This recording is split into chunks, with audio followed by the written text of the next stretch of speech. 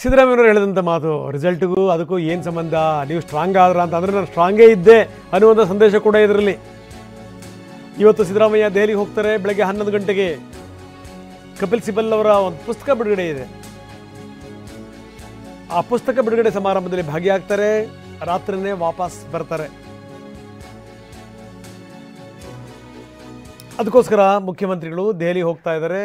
ಯಾವ ನಾಯಕರು ದೆಹಲಿನಲ್ಲಿ ಇಲ್ಲ, ಅಂದರೆ ರಾಹುಲ್ ಗಾಂಧಿನೇ ಇಲ್ಲ. ಅಂಥದ್ರಲ್ಲಿ ಇನ್ಯಾರನ್ನು ಭೇಟಿ ಮಾಡಬೇಕು? ಹೋಗ್ತಾರೆ, ಬರ್ತಾರೆ.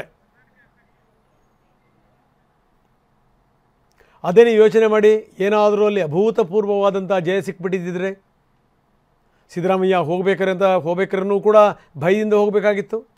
ಯಾವ್ಯಾವ ನಾಯಕರಿಗೆ ಏನೇನು ಹೇಳಬೇಕು ಅನ್ನುವಂಥ ಪ್ರಶ್ನೆಗಳು ಕೂಡ ಕಾಡ್ತಾ ಇತ್ತು. ಈಗ ಏನೂ ಇಲ್ಲ. ಅವರೇ ಸೋತು ಸುಣ್ಣವಾಗಿದ್ದಾರೆ. ಇನ್ನು ಇವ್ರನ್ನೇನು ಕೇಳ್ತಾರೆ?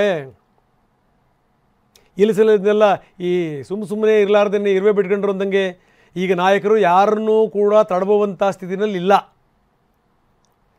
ಬನ್ನಿ, ನಮ್ಮ ಪ್ರತಿನಿಧಿ ಪ್ರಮೋದ್ ಶಾಸ್ತ್ರಿ ಈಗ ನಮ್ಮೊಂದಿಗೆ ನೇರ ಸಂಪರ್ಕದಲ್ಲಿದ್ದಾರೆ. ಪ್ರಮೋದ್, ಒಂದು ಗಮನಿಸಬೇಕಾದಂಥ ಸಂಗತಿ, ನಿನ್ನೆಯ ಫಲಿತಾಂಶ ದೊಡ್ಡ ಸಂದೇಶಗಳನ್ನು ರವಾನಿಸಿದೆ. ಅದೆಲ್ಲ ಆದಮೇಲೆ ರಾಜ್ಯದ ಜನ ಏನು ಯೋಚನೆ ಮಾಡ್ತಿದ್ರು ಪ್ರಮೋದ್? ಇಲ್ಲಿಗೆ ಅದರ ಪರಿಣಾಮ ಏನಾಗುತ್ತೆ ಅನ್ನುವಂಥದ್ದು ಯಾವ ಪರಿಣಾಮವೂ ಕೂಡ ಇಲ್ಲ. ಯಾಕಂದರೆ ಇರೋದು ಎರಡು, ಮತ್ತೊಂದು ರಾಜ್ಯ, ಅದರಲ್ಲಿ ಪ್ರಮುಖವಾದಂಥ ರಾಜ್ಯವೇ ಕರ್ನಾಟಕ. ಕರ್ನಾಟಕದಲ್ಲಿ ಏನಾದರೂ ಗೊಂದಲ ಆದರೆ ಅದರ ನೇರ ಪರಿಣಾಮ ಕಾಂಗ್ರೆಸ್ಸಿಗೆ. ಹೀಗಾಗಿರುವಂದರೆ ಕಾಂಗ್ರೆಸ್ ಈ ಸಂದರ್ಭದಲ್ಲಿ ಇಲ್ಲ ಸಲ್ಲದನ್ನು ಮೈ ಮೇಲೆ ಎಳ್ಕೊಳ್ಳೋಕ್ಕೆ ತಯಾರಿಲ್ಲ. ಸೊ ಏನಾಗ್ಬೋದು? ರಂಗನಾಥ್, ಕರ್ನಾಟಕದ ರಾಜ್ಯ ರಾಜಕಾರಣವನ್ನು, ಪ್ರಮುಖವಾಗಿ ಕಾಂಗ್ರೆಸ್ ಮನೆಯ ರಾಜಕಾರಣವನ್ನು ನಾವೆಲ್ಲರೂ ಕೂಡ ಹೆಚ್ಚಾಗಿ ಕರ್ನಾಟಕದ ಆ್ಯಂಗಲ್ನಿಂದ, ಕರ್ನಾಟಕದ ಕನ್ನಡಕದಿಂದನೇ ದೆಹಲಿಯತ್ತ ನೋಡ್ತಾ ಇದ್ದೀವಿ. ಆದರೆ ಈಗ ಬಿಹಾರದ ಚುನಾವಣೆಯ ಫಲಿತಾಂಶವನ್ನು ಕೇವಲ ಕರ್ನಾಟಕದ ಲೆನ್ಸಿಂದ ನೋಡ್ರೆ ಆಗಲ್ಲ, ದೆಹಲಿ ಲೆನ್ಸಿಂದ ಕೂಡ ಖಂಡಿತವಾಗ್ಲೂ ನೋಡಬೇಕಾಗತ್ತೆ.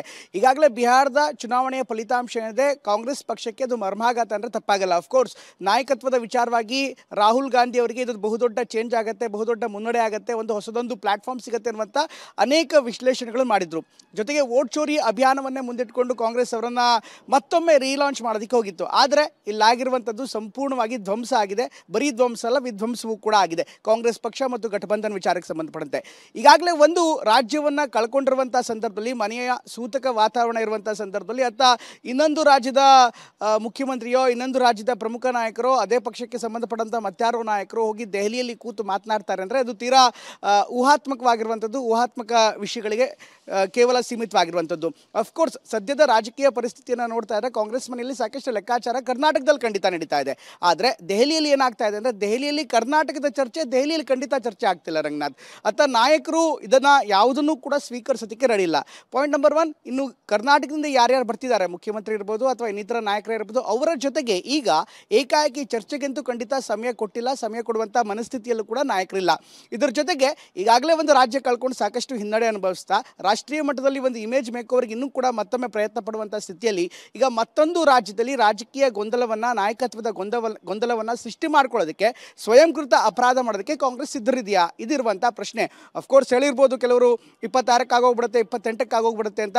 ಅದು ಕೇವಲ ಪಂಚಾಂಗದ ದಿನಾಂಕಗಳು ಅಥವಾ ಪಂಚಾಂಗದ ಮುಹೂರ್ತಕ್ಕಷ್ಟೇ ಸೀಮಿತವಾಗಿದ್ದರು ಬಿಟ್ಟರೆ ದೆಹಲಿಯಲ್ಲಿ ಏನೂ ಖಂಡಿತವಾಗ್ಲೂ ಆ ರೀತಿಯಂಥ ಬೆಳವಣಿಗೆ ಖಂಡಿತ ಆಗ್ತಾ ಇಲ್ಲ. ಇನ್ನು ನಾಯಕರು ಯಾರ ಜೊತೆಗೆ ಮಾತನಾಡ್ತಾರೆ? ಒಂದೇ ಮಲ್ಲಿಕಾರ್ಜುನ್ ಖರ್ಗೆ ಅವ್ರ ಜೊತೆಗೆ ಮಾತನಾಡಬೇಕು. ಅದನ್ನು ಬಿಟ್ಟರೆ ಅಂತಿಮವಾಗಿ ನಿರ್ಧಾರ ಮಾಡೋದು ರಾಹುಲ್ ಗಾಂಧಿ ಅಥವಾ ಗಾಂಧಿ ಪರಿವಾರ.